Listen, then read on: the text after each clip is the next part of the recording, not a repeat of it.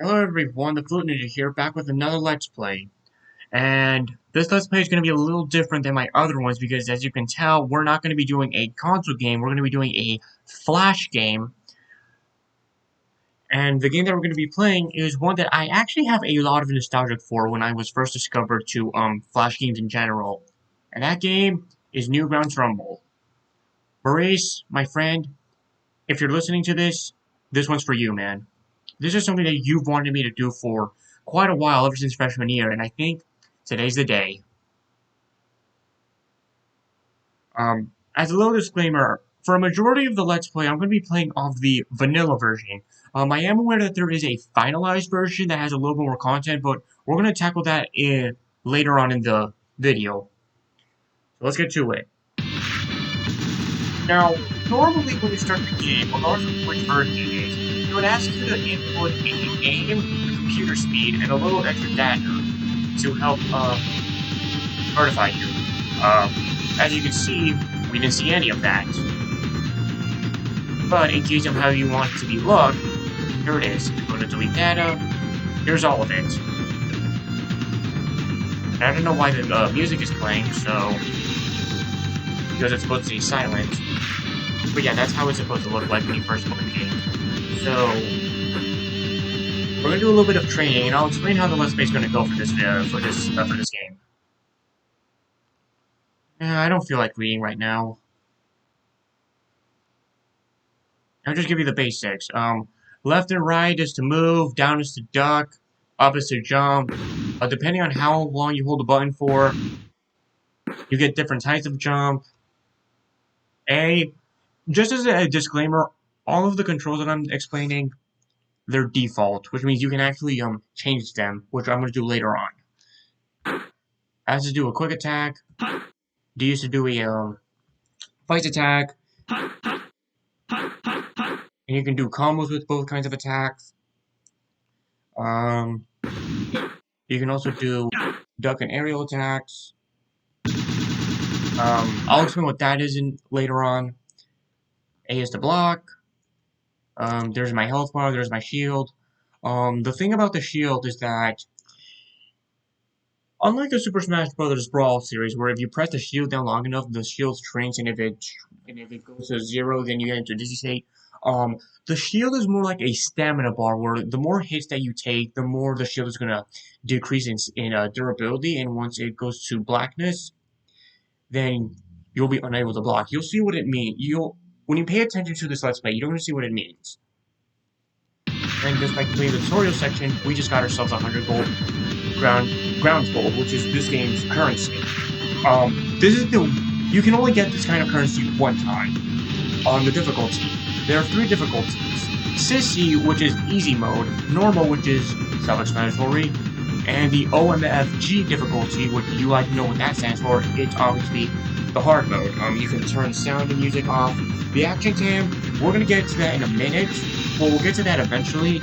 And the mechanics, there's basic, reduced, and standard. I don't know what that does, but I just don't mess with that one. So, the controls, we're going to switch it up a bit. Given the fact that I'm playing this game with a keyboard, obviously it's a Flash game, so it's supposed to be played on laptop. We're going to stick with my go-to, laptop control keys. So to move right, we're going to use the D button. To move to the left, we're going to use the A button. To jump, we're going to press the W button. To duck, we're going to press the S button. To perform quick attacks, I think we're going to be using the K button. The fight attack, we're going to use the J button, and the block attack, we're going to use the L button.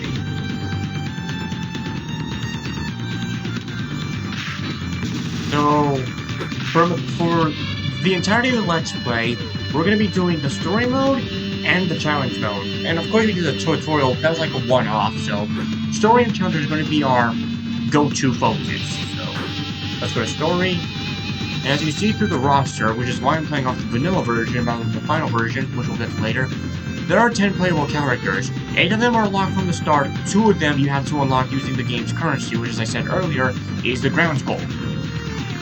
So, and depending on the difficulty, you can get a different amount of ground gold when you complete a story mode. So for Sissy, it's 200, I believe, because I never played it on the Sissy difficulty before. Normal and OMFG were the two difficulties that I was playing. So Sissy, I believe it's, correct me if I'm wrong, normal is 400, and OMFG, I believe, is 600. So without further ado, let's get started with the first character we were just playing with a bit, Alloy. The story of Alloy was the story so far about him. The story of Alloy was born when a young boy, quote-unquote spoiler, the real boy's name is Justin Case. First name is Justin, last name is Case. It's almost like a little pun, Justin Case. Get it? Nah. The story of Alloy was born when a young boy discovered an alien robotic suit granting him immense power. Now he shares in the duty of keeping Newgrounds safe from villains. Well, Alloy, get your metallic suit on. We got a town to save. Let's begin. And of course, every character has some advantages and disadvantages. Alloy was always my main in this game because yes, I have played this game a number of times, but I'm getting off track. Let's actually begin. Start.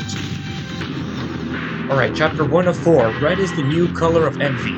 Peabot wants to get his hand on Alloy's suit, but a doubly powerful Peabot could be the real tyrant to Newgrounds. Power him down.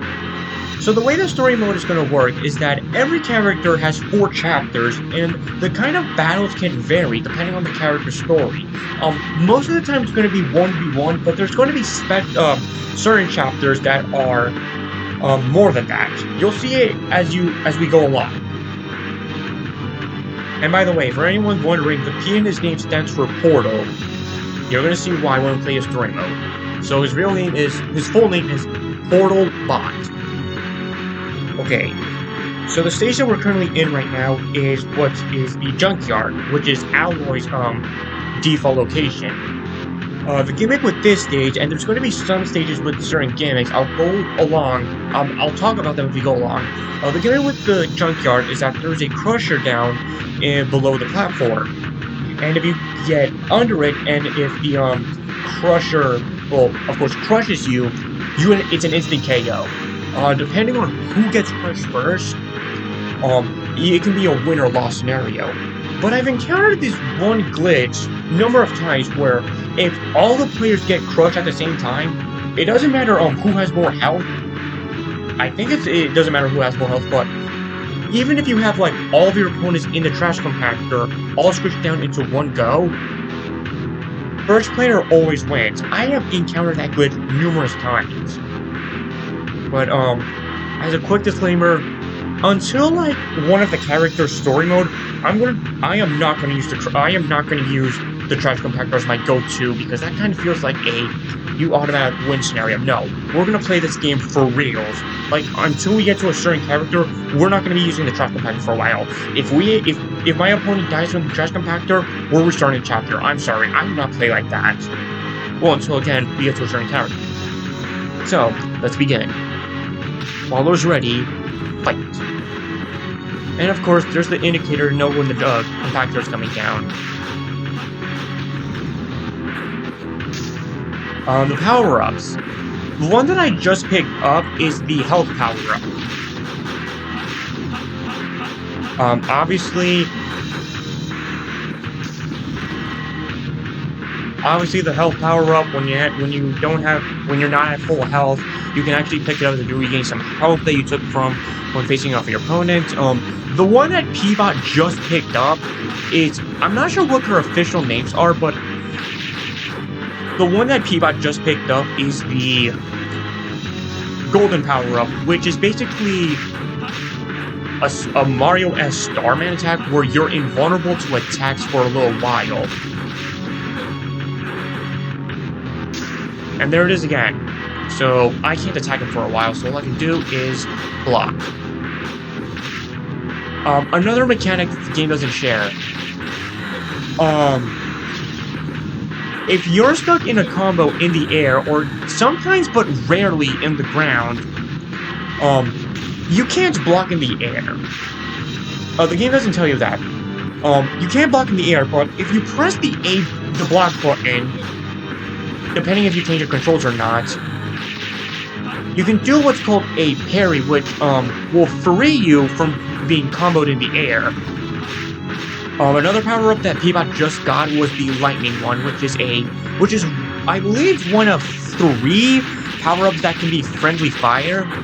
And what it basically does, lightning comes down and an opponent caught to it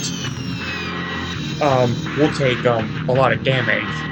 And I swear that the thunder power-up is luck-based. I kid you not. I swear that the power-up is luck-based. There's another power-up right down here with the LDS exclamation mark that allows a character to grow in size, and I think the only gimmick that power-up has is it basically increases a character's hitbox and a hurtbox. Both their hitbox and their hurtbox are increased if you get that power-up. Alright, chapter 2 of 4. So that's where he got his name. A lone samurai is rampaging through Newgrounds with little explanation as to why. Stop him before he does any more damage. Oh, that was a good one. We all saw what you did there. Because his name is Samurai Asshole. That's what the S stands for. S-Asshole, Samurai Asshole. But why are we fighting in a garden? I mean, I get this is the samurai's default locale, but wouldn't it have made more sense to take place in the city area? Because there technically is one in this game, but I'm going off track. So the garden. The gimmick with this stage is that below the little tower thing, there is blue smoke. And if you touch the blue smoke, you actually get teleported into a new location, new spot, which is actually the spot that I'm currently on right now. You're going to see what I mean in a minute.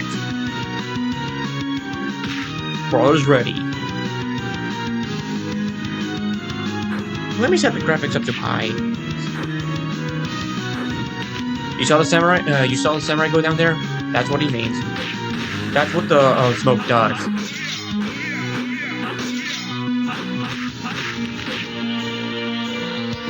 And here it is again. Here's another power-up, the Double Earth.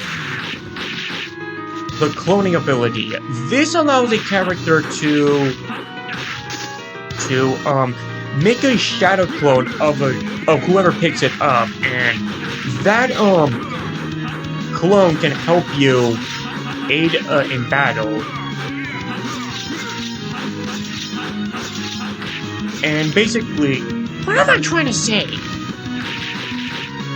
Basically, whoever picks it up creates a shadow clone, and that shadow clone can help you in battle for a short period of time.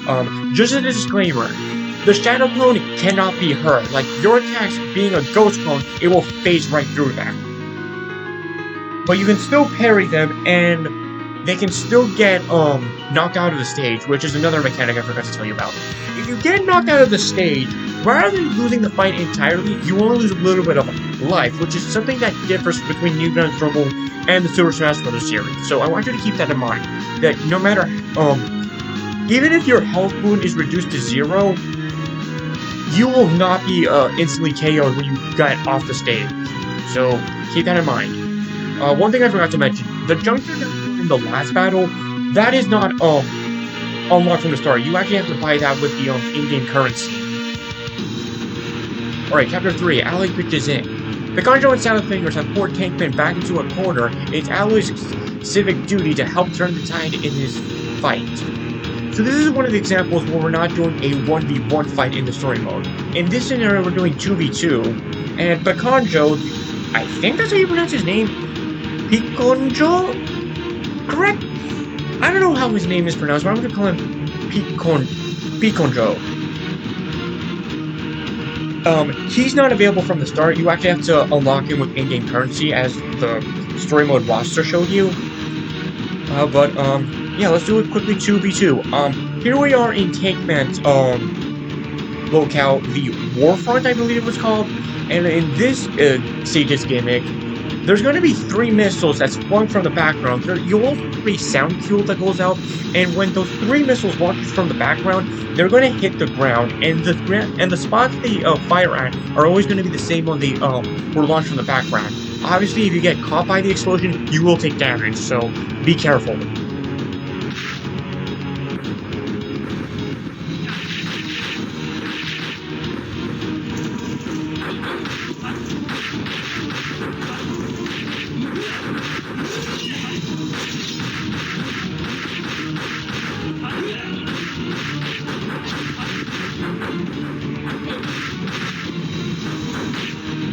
And here are the missiles.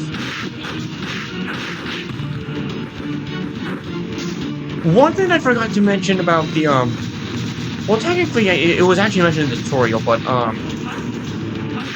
the gun power-up that I just picked up, what's unique about that power-up is that everyone's projectile is actually different.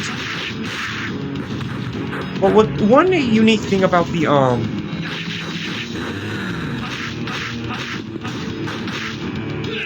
gun power-up is that, like the lightning and another one that I haven't mentioned yet, it is also friendly fire, so watch who you're shooting with, okay? Whenever you pick up the projectile power-up and if you're doing toon battles. Alright, you're all clear. And here we are, the final chapter in Alloy's story mode, Space Invaders. A genuine alien, it's a stretch, maybe if he had some answers about where Alloy's suit came from, even if he has to beat them out. Followers ready. This stage is anywhere USA, but I don't really know the gimmick that it has, so maybe, so this is one of the few stages that doesn't really have a gimmick per se.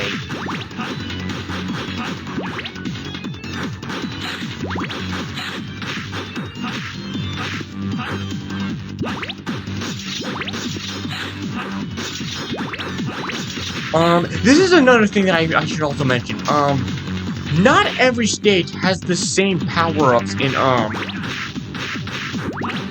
not every stage has the same power-up layouts. Like, certain stages will have one power-up that doesn't appear in other stages. Like, I think the, cloning power-up is the most notable. Like, it'll show up in half the stages, but it won't show up in the other half. So also keep that in mind. When the hominid turned out to bear no connection to the alien planet on which his suit was forged, Alloy's search hit another dead end. Maybe he decided it wasn't important where it had come from. He was able to protect the people of Newgrounds from harm, and that's what mattered the most. Oh yeah, this is another thing that I forgot to mention, how the Let's Play is going to be handled. Due to the story mode, we're going to be doing 2 characters per part, so we just got done with one, we're going to move on to the other. And it's going to be like that until we reach part 4, where we're going to do 3 story modes into one, and save the last character, well, at least for the vanilla version, this character right here as the last story mode. Like, well, oh my god, I am not making sense. But it's simply 5 parts. The first 3 will have 2 story modes each. Part 4 will have 3 story modes. Part 5 will have 1 character story mode.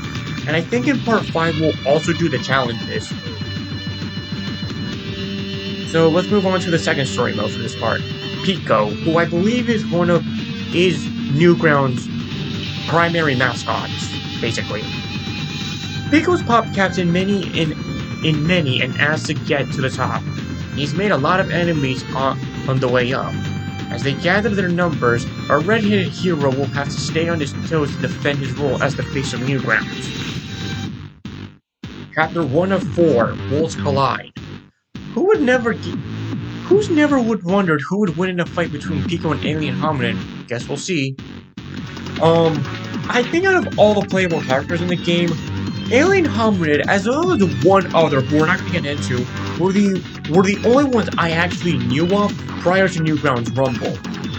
With Alien Hominid, I have played not so much the console game, but I was familiar with him. So here we are in a new stage, the Portal, which is P-Bot's default location. And as I mentioned earlier, the P in his name stands for portal, so there you go. This one, there really isn't much of a gimmick, so... Let's just begin.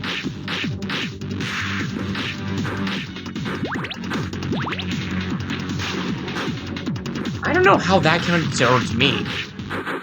There's the parry I just did.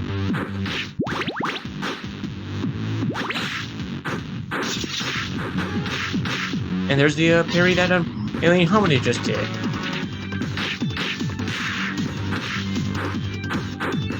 Oh no, you don't.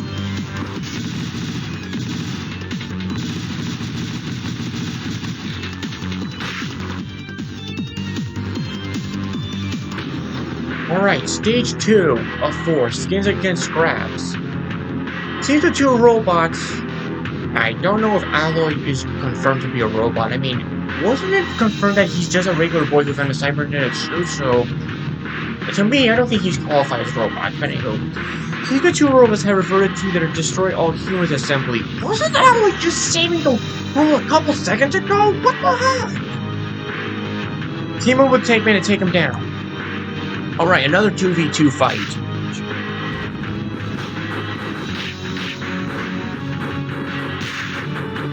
Okay, I'm gonna go my bad on that one.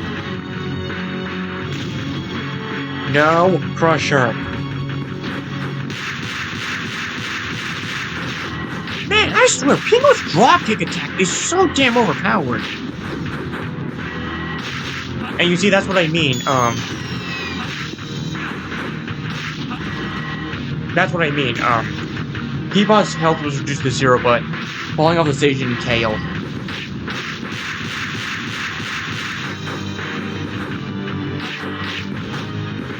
Oh yeah, the redness thing that you saw,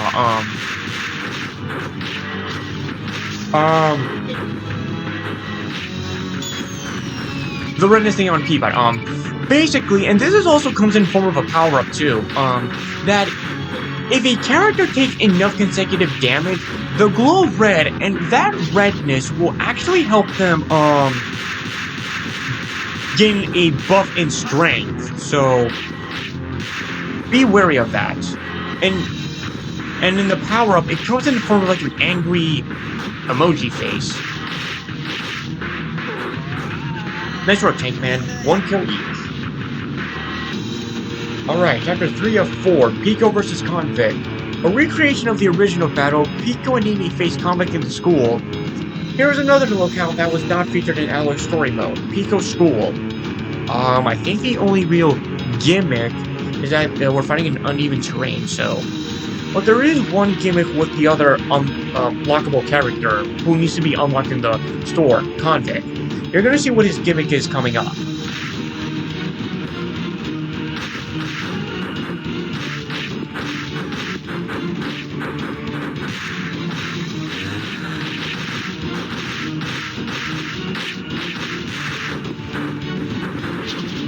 He's a shapeshifter.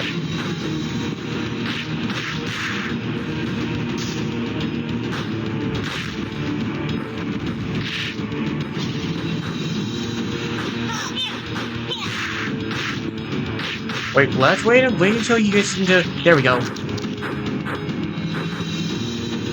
Thanks, Nene. Final, good and evil. Born from everything evil about Pico and Newgrounds alike, the Gunjo seeks to overthrow Pico and claim his throne. Here is another locale that was not featured in Alloy story mode. The Monarch, which is Picanjo's default location. The gimmick with this stage is that in the left of me, there is a spring, there is a pad that launches you up to the castle portion of the stage. There's an upper portion and a down portion, which if you take the down portion, it lets you go back to the first floor, so give it a go. Brawler is ready. And here it is. And go down here. And here's the third power-up that causes friendly fire. The Mind power-up. What that does is that whoever picks it up can lay down 6 mines, and what the mines will do is that it will take whoever approaches it, depending on the on who the character picks it up. But when it comes to team battles or solo battles,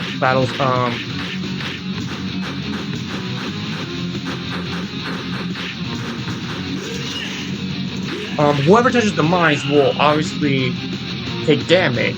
But I swear this is just me, but this power-up is glitch, because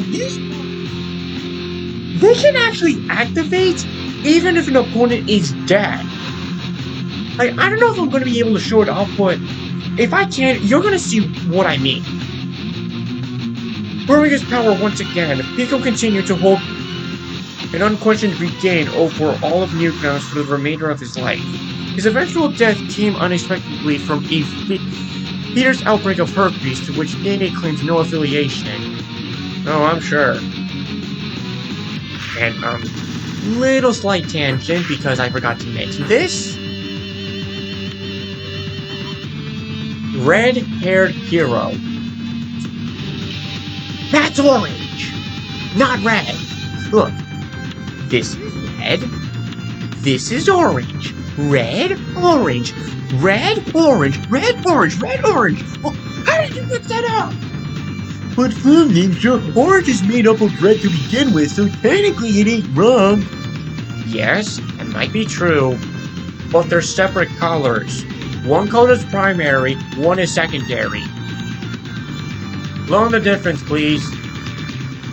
But, we have over 15,000, ground gold.